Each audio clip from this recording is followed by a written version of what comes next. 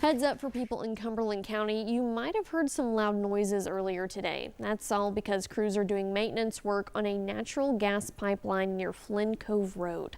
A test portion of the pipeline is called a blowdown, meaning some natural gas is being released so work can be done safely on the depressurized facilities. The blowdown will resume on Monday. Starting on Wednesday and through Friday, you might smell an odor of natural gas. That's due to crews purging the new gas pipeline with odorant.